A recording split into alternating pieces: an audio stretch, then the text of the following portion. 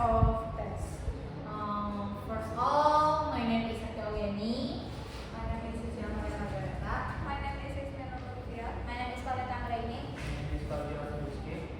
Okay, next. Definition of criteria and types of tests. Present by Rita.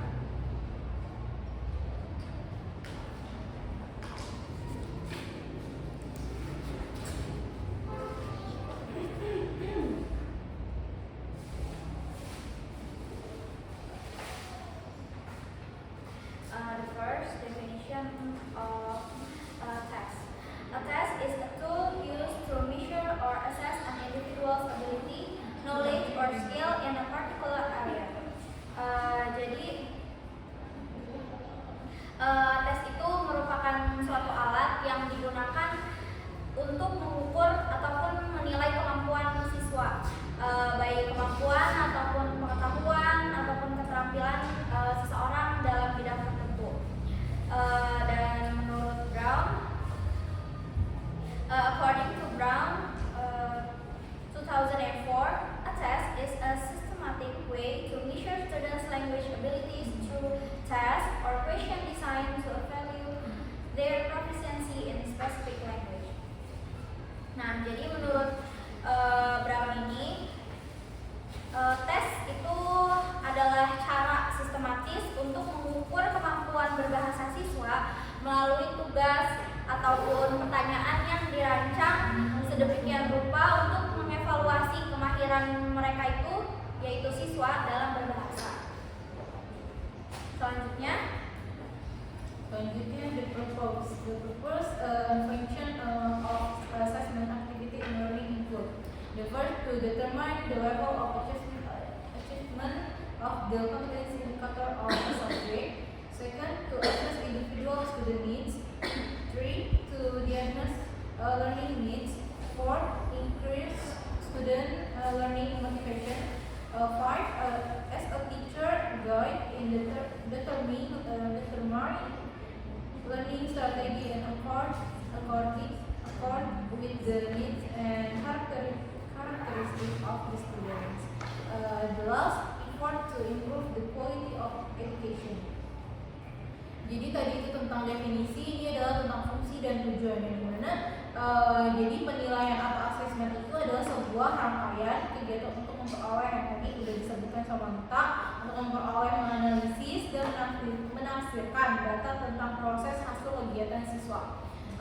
Tentunya yang kita sudah tahu, kalau misalnya kita mau mengetahui sejauh mana materi yang sudah dipahami oleh siswa itu, kan kita harus melakukan sebuah tes, entah itu baik secara langsung maupun secara tertulis maupun secara lisan. Nah, kegiatan ini dirancang sedemikian rupa agar dapat memberikan informasi dan mengukur pencapaian kompetensi siswa yang diperoleh selama proses pembelajaran dengan kegiatan tatap muka, penugasan terstruktur dan kegiatan mandiri tidak struktur. Nah, tujuan dan fungsinya itu, yang pertama itu yang tadi untuk mengetahui tingkat ketercapaian indikator kompetensi suatu mata pelajaran. Yang kedua, menilai kebutuhan siswa secara individual. Tiga, mendiagnosis kebutuhan pembelajaran. Empat, meningkatkan motivasi belajar siswa. Yang kelima, guru sebagai pedoman untuk menentukan strategi pembelajaran yang sesuai dengan karakteristik siswa.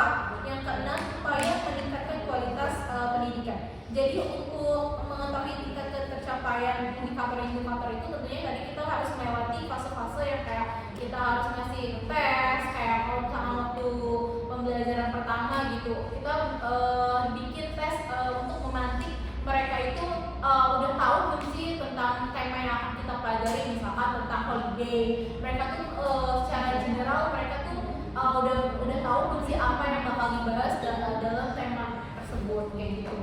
Terus untuk menilai kebutuhan secara individual, tentunya kalau misalkan tiap-tiap pribadi siswa itu kan berbeda-beda ya. Gak mungkin kita menyamakan rata cara pembelajarannya gitu. Jadi guru juga harus mengetahui kebutuhan siswa tuh apa aja sih gitu. Terus yang ketiga, mendiagnosis kebutuhan pembelajar. Jadi sebelum kita mulai pembelajar kita harus mendiagnosa, habis itu menganalisis. Yang keempat, meningkatkan motivasi belajar. Terus yang tadi untuk guru sebagai penentu strategi pembelajaran gitu. Karena dari guru kan kita tahu setelah kita udah mendiagnosis, analisis, nah guru tahu apa aja yang harus apa aja yang harus dibutuhkan siswa itu kayak gitu. Next is criteria or characteristic of a good test in English. There are 6 criteria or characteristics. The first is validity, reliability, practicality, authenticity, fairness, objectivity. The first is validity. The extent to which a test measures what it is supposed to measure. Jadi validitas itu adalah sejauh mana sih suatu tes itu mengukur apa yang seharusnya diukur. Nah, validitas itu contohnya a test that asks students to match words with their definition ensures content validity. Nah, contohnya itu ada tes yang dimana tes itu meminta siswa untuk mencocokkan kata-kata dengan definisi mereka memastikan validitas konten. Yang kedua itu ada reliability.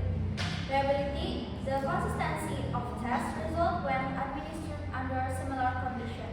Example, students are asked to listen to the same audio recording and answer multiple choice questions in 2 separate sessions.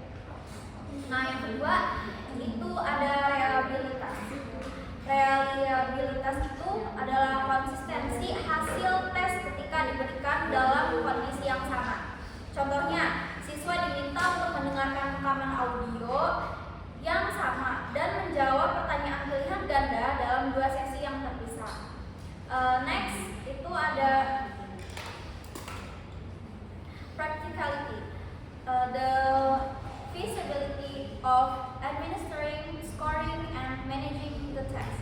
Example, student write a 150-word opinion paragraph which can be quickly assessed using a rubric.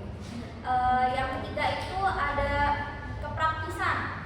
Jadi kepraktisan itu adalah kelayakan untuk memberikan atau memberi skor dan mengelola tes. Jadi dalam tes juga itu harus praktis. Contohnya siswa menulis paragraf misalkan opini 150 kata yang dapat dinilai dengan cepat menggunakan rubrik. Nah, yang keempat itu ada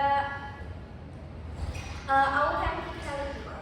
The degree to which a test mirrors real world test and context. Example, role play where one student acts as a tourist and another as a hotel reception. Yang keempat itu ada keaslian.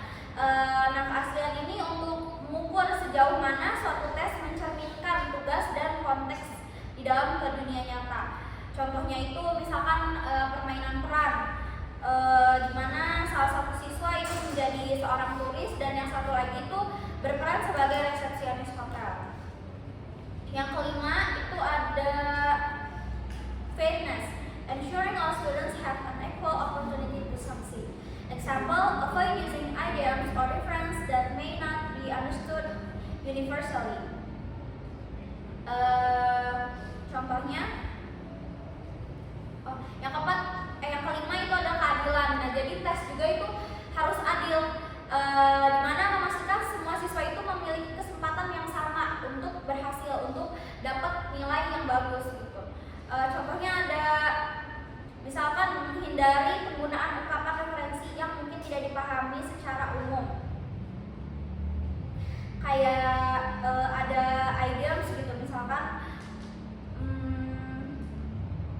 kayak as American as apple pie. Nah, itu kan lebih lebih yang banyak tahu itu tuh selain untuk orang American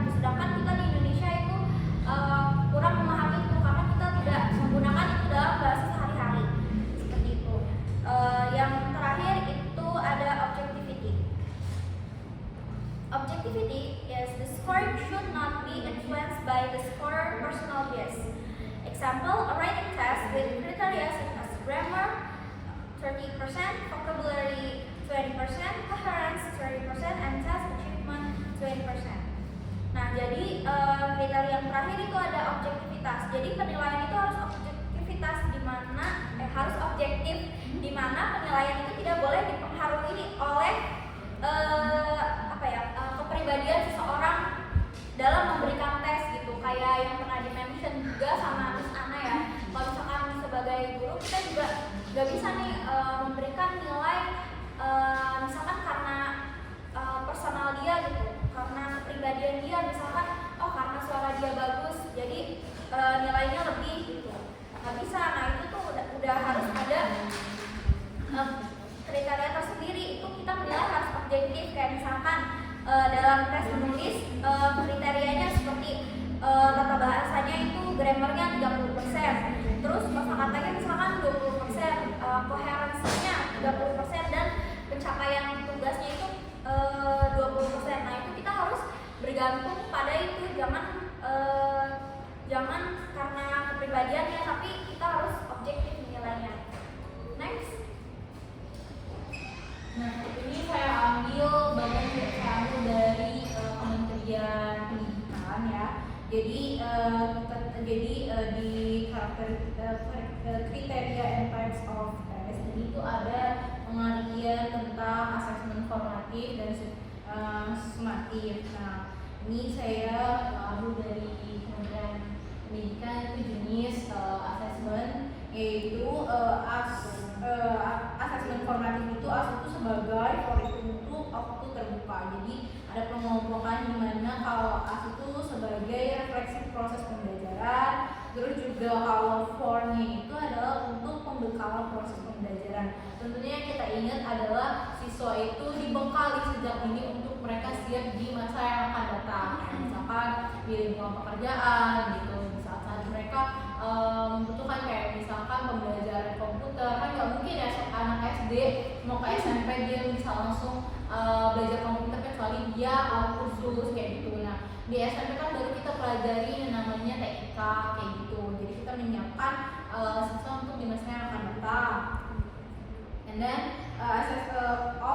terhadap yaitu evaluasi pada akhir proses pembelajaran kayak gitu. Tentunya kita juga di perkuliahan juga ada evaluasi akhir proses pembelajaran kayak gitu.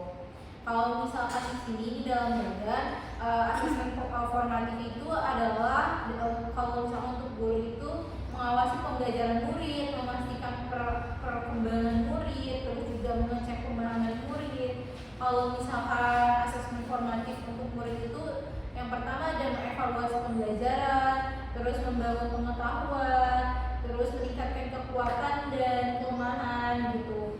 Terus yang terakhir meningkatkan kemampuan. Nah, kalau misalkan asesmen sumatif di sini, nah, kalau misalkan di sini ya, nah, di situ kalau misalkan untuk guru itu mengukur apakah murid sudah memenuhi capaian pembelajaran dan sejauh mana sudah mencapai akhir unit pembelajaran. Terus yang kedua meningkatkan pengajaran dan pembelajaran selanjutnya.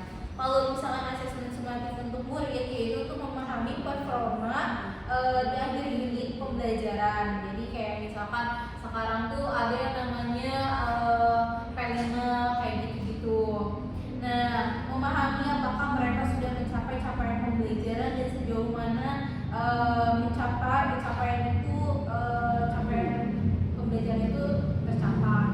Nah, kedua asesmen ini merupakan cara untuk menilai pembelajaran murid yang pertama. Yang kedua merupakan kesempatan untuk menerima dan memberikan umpan balik. Yang terakhir adalah merupakan cara mengevaluasi keefektifan pengajaran dan pembelajaran. Selanjutnya ada contoh formatif dan sumatif.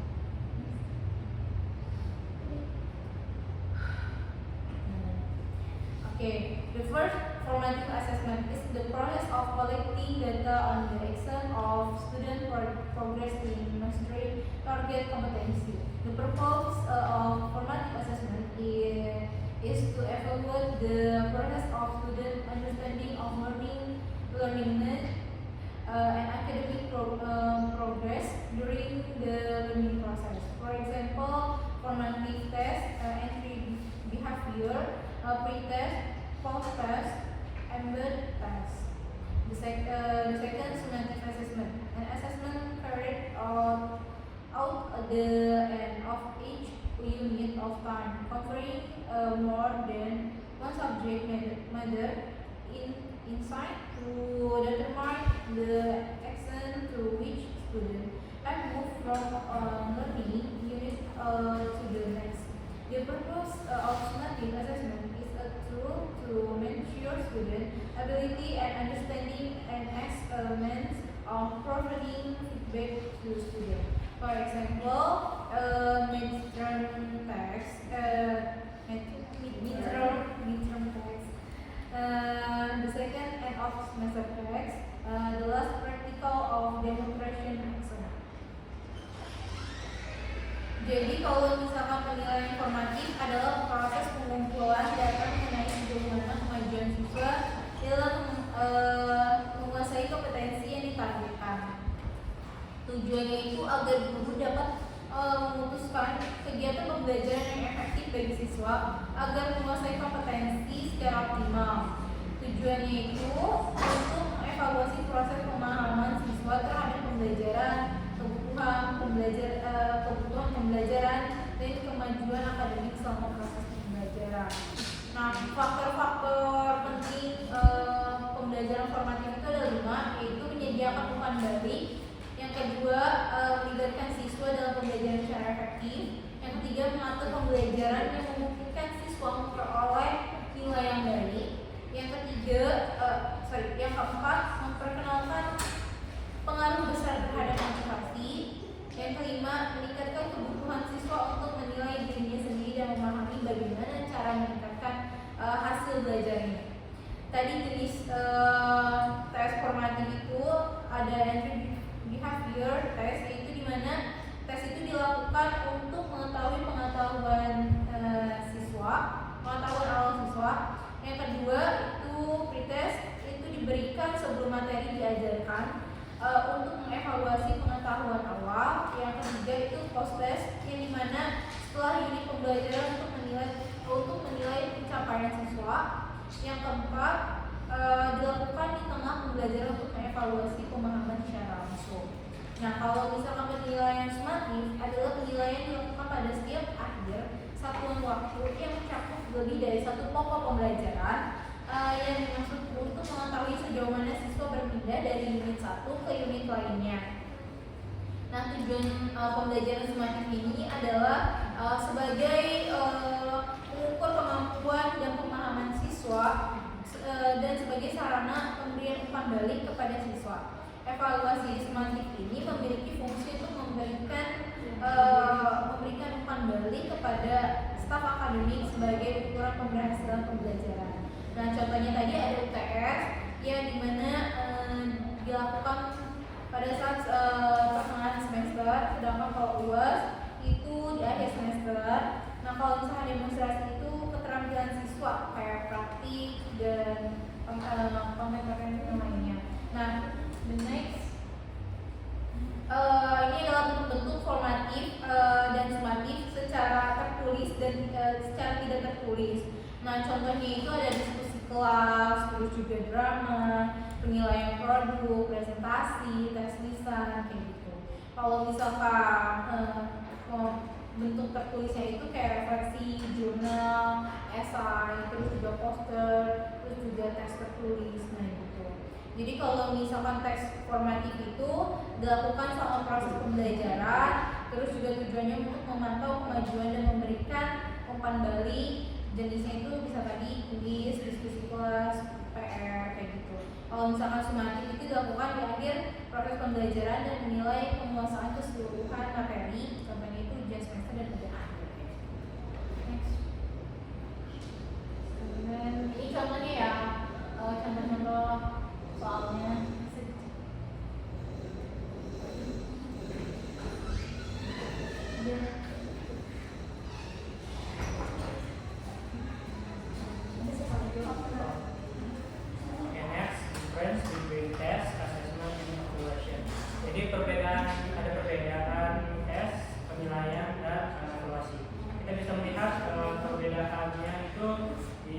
purpose and focus test focus primarily measure student performance through systematic procedure like quiz or exam. Jadi tujuan itu kita bisa melihat perbedaan tes, penilaian dan evaluasi pertama dari tujuannya. Kalau tes itu penilaiannya itu kayak kuantitatif data kuantitatifnya kayak nanti hasil ujian, hasil kuis dan lain-lain. Assessment purpose systematically documents and use empirical data to measure learning process, including skill, attitude, and belief. Sementara kalau assessment itu kayak data kuantitatifnya seperti kemampuan siswa di luar kayak skillnya, terus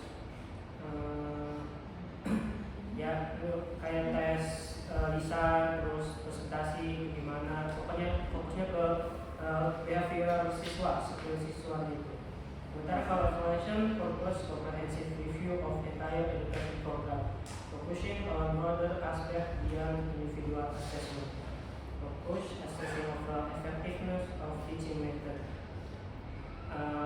Kalau evaluasi itu proses analisis untuk menilai efektivitas program pengajaran dari pendidik ke peserta didik itu gimana, terus menilai keberhasilan program yang diberikan oleh pendidik itu apakah berhasil atau tidak. Jadi tes itu ada skala spesifik untuk mengukur hasil akhir siswa. Sementara penilaian itu proses pengumpulan datanya kayak tadi itu evaluasi secara skill. Dan sementara evaluasi itu adalah analisis menyeluruh untuk menentukan efektivitas atau membuat keputusan berdasarkan data yang dikumpulkan dari tes, penilaian, dan evaluasi tersebut.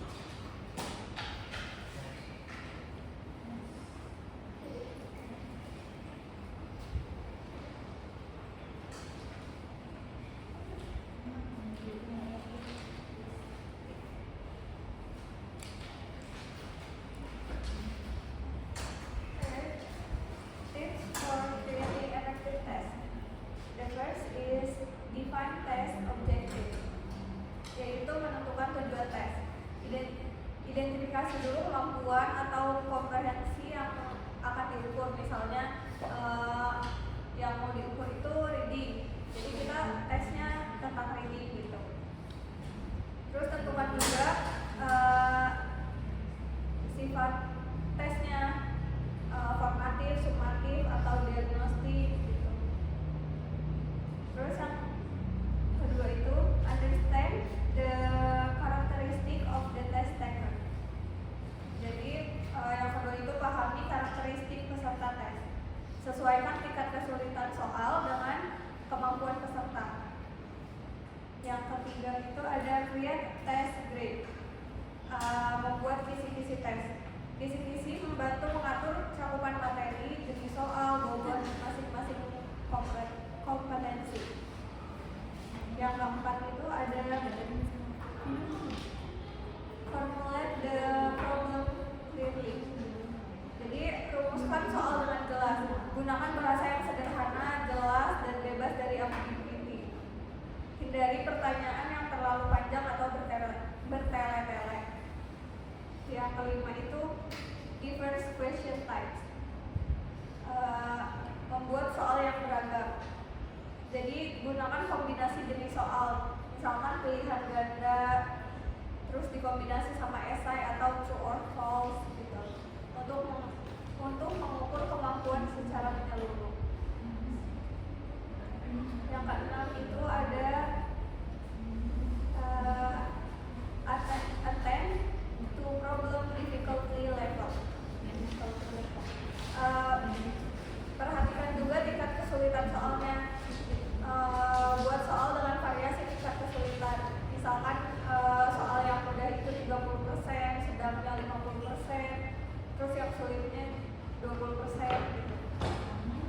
Soal mudah dan sedang itu untuk membantu menjaga motivasi peserta. Sementara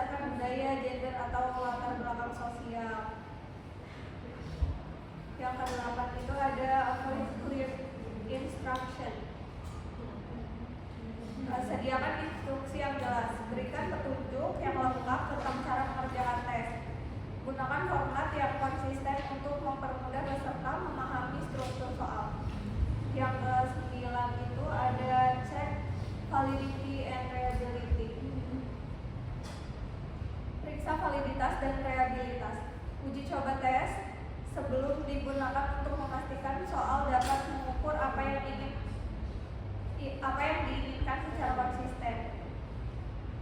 Yang ke-10 yaitu set the time of appropriately atau atur waktu yang sesuai.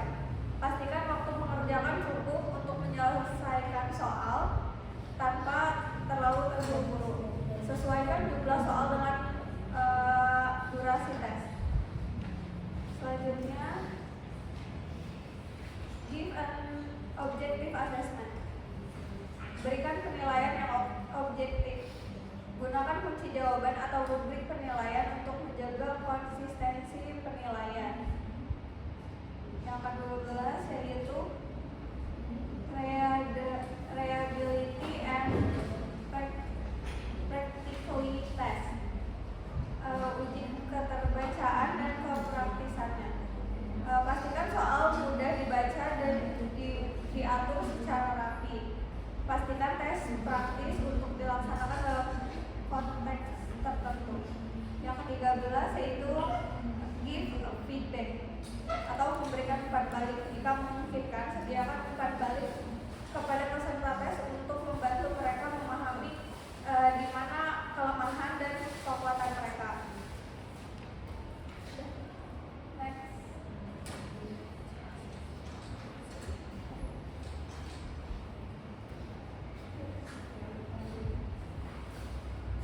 The next is challenges in testing. Designing valid and reliable test. Designing a valid test is actually ensure that it yang pertama itu merancang tes yang valid dan andal.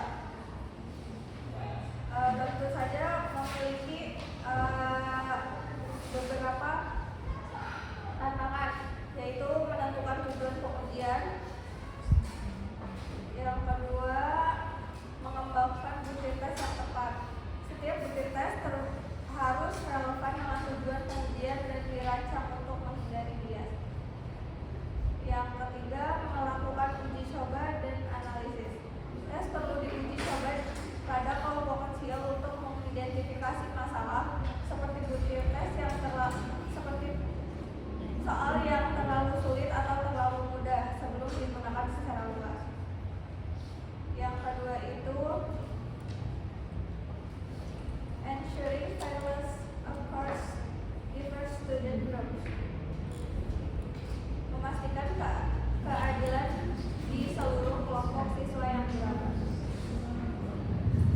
Yaitu untuk menghindari bias bahasa dan budaya, mempertimbangkan perbedaan belajar dan menggunakan data untuk analisis keadilan. Yang ketiga itu balancing practicality and authenticity. Mengembangkan praktikalitas dan keaslian tes. Tes harus praktis untuk diterapkan dan tetap otentik dalam mengukur kemampuan siswa. So the last is conclusion. Jadi itu kriteria itu kan kalau misalnya kita memilih tes itu tuh harus memastikan kualitas dari tes tersebut. Nah, dengan cara apa dengan seperti sama kita tadi. Jadi dalam menyusun sebuah tes itu harus ada 6 kriteria ya. Validity, reliability, terus objectivity, yang kemudahan kayak gitu kan. Nah, terus kalau yang types of test itu ini untuk membantu memilih atau merancang tes sesuai dengan kebutuhan. Jadi kalau misalkan tes itu udah dirancang sesuai dengan kriteria yang akan disebutin, kita tuh juga harus menentukan tes ini tuh tujuannya itu buat apa, buat meningkatkan misalkan speakingnya siswa, untuk meningkatkan grammar, atau untuk misalkan meningkatkan tuh writingnya siswa gitu. Jadi disesuaikan mau buat apa tes ini gitu sama pendidik itu. Gitu.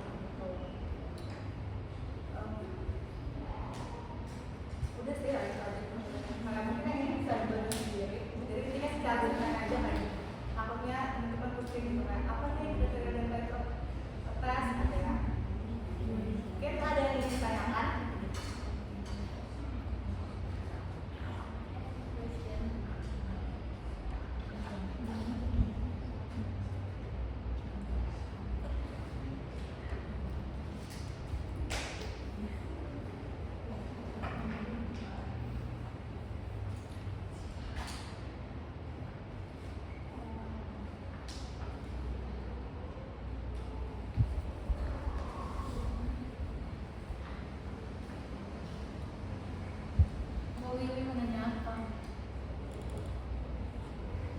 Terus juga ya dengan misalkan kita sebagai lanjut dulu ya, takutnya pasti mau dipikir mungkin pertanyaannya.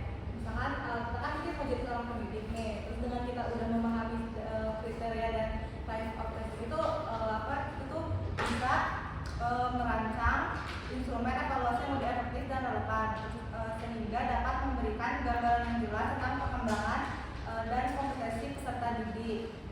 Terus evaluasi yang baik itu juga nggak hanya bermanfaat untuk mengukur hasil belajar ya, tetapi juga untuk meningkatkan kualitas proses pembelajaran itu sendiri. Jadi ya kita sebagai pelaku pendidik kita harus bisa menyusun tes sesuai dengan kriteria dan juga bisa menentukan itu buat apa tujuannya begitu. So, I think patient. Makanya ya, kan kalau misalnya kan tadi kita penjelasannya objektivitas gitu kan. Kalau aku kan ngajar TK, di TK kan nggak ada tes kan, nggak ada format sistematik. Berarti kita nilai secara objektif gitu untuk evaluasinya. Oke. Maksudnya gitu ya. Oke.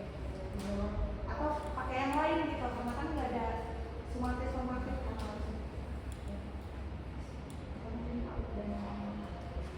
Jadi aku kalau misalkan itu pasti ada tesnya ya Bu ya.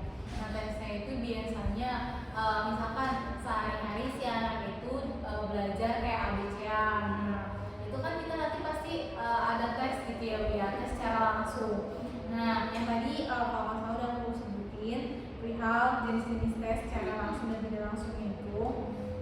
Nah misalkan mereka belajar tentang abjad. Nah apa sih mereka taunya abjad apa dulu? Misalkan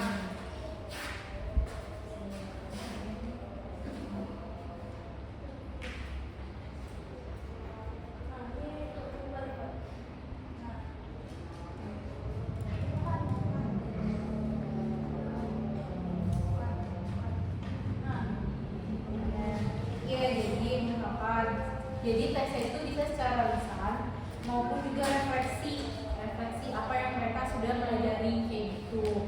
Nah kayak tadi saya sebutin contohnya ABC mereka udah hafal misalkan A sampai J. Nah kamu nanti kalau misalkan yang saya pelajari yang saya lakuin ya, itu saya tesnya tuh kayak huruf yang ada perutnya 2 kayak gitu. Huruf apa? Nah misalkan mereka tahu itu huruf B. Nah kayak rumah misalkan kayak atap rumah itu huruf apa? Misalkan huruf A kayak gitu.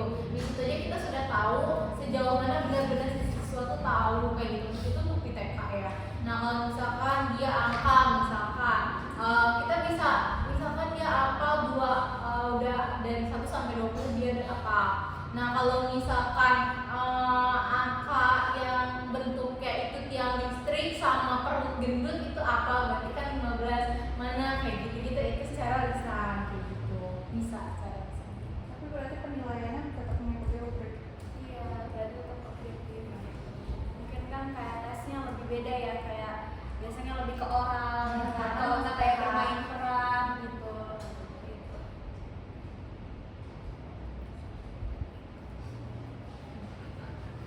Ya, mungkin ada yang More question guys.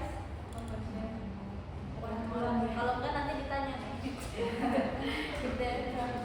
udah paham tuh atau misalkan masih kayak apa nih gitu belum kayak gitu atau udah Kalau nggak ada pertanyaan lagi berarti udah paham, berarti siap ditanya. iya ya ada yang lagi Masih.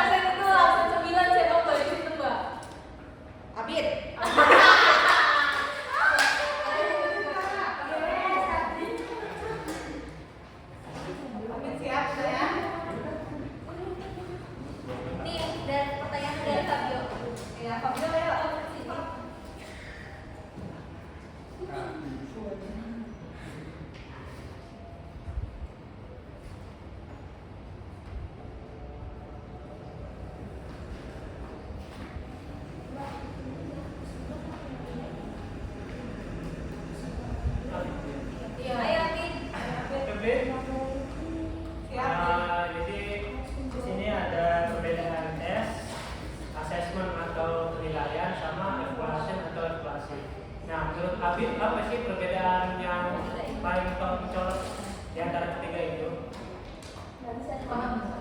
Perbedaan dari tes, assessment, sama evaluation.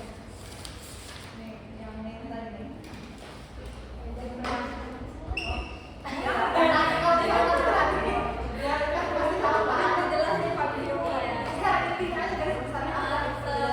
Senang kamu dari presentasi kita aja. Nggak harus sesuai dengan PPT. Tes, assessment, sama evaluasi. Iya. Kalau bisa dapat permen. Jadi Kalau bisa dapat sampel. Kalau tes itu biasanya ujian tulis, tes dengan ganda atau tulisan. Kalau assessment itu penilaian adalah proses yang lebih luas untuk mengumpulkan informasi tentang kerja siswa. Contohnya, fokusnya bersifat kualitatif. Wali apa kuanti? Hah? Wali apa kuanti? Kualitatif dan kuantitatif. Oh. Contohnya observasi kelas, portofolio siswa, dan laporan kerja kinerja. Yang terakhir evaluasi, contohnya menilai keberhasilan program pembelajaran berdasarkan hasil tes siswa atau materi. Betul Kak Bio? Betul Kak? Iya. Betul. Mesti itu tepat. Itu mereka. Ya bagus good.